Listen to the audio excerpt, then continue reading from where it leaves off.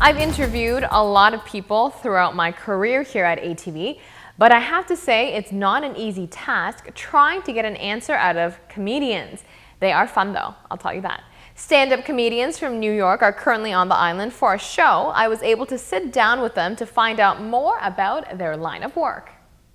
Deciding to make people laugh for a living isn't always the first occupation that comes to mind.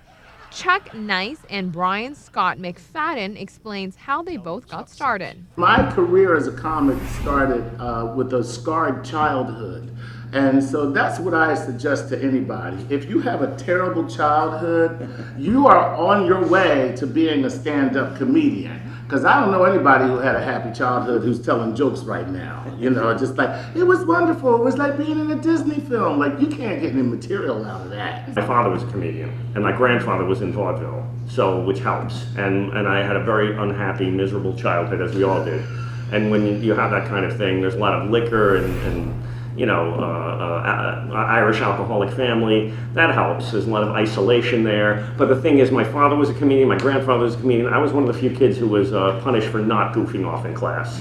I was actually encouraged to get into comedy. My father was like, what are you gonna do, something respectable? And I was like, you know, because every time I tried to do something business-like, my father would go, what, making people laugh and goofing off isn't good enough for you? Is that the problem? So I decided to take the family route and get into the family business, and here I am, in Aruba.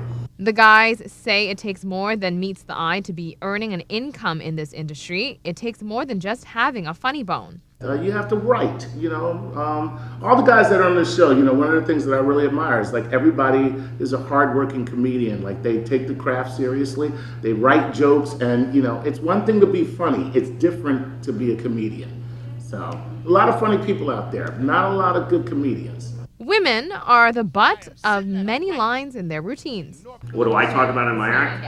I talk about a lot of things about relationships. What women want is a big part of my act. What do women want? It's very complicated, that question, but if you'd like to know, you have to come to the show. I can't tell you everything, but women want conflicting, contradictory things in a man. And I will reveal the exact answer to the age-old question of what women want if you come to the show. And you can come and you can tell me if I'm right or wrong by the end of the show, but I will answer that question for you live on the stage at Aruba Ray's Comedy Club. Those guys are a ton of fun. So if you want to catch a few laughs and watch them in action, you can do so from now until November 17th at the Marriott. Call 520-6606 for tickets. I'll share 2 of the guys' jokes with you on Friday night's show. They poke fun at Aruba, but in a clever and good-spirited way. That's all the time we have for now. We'll see you next time.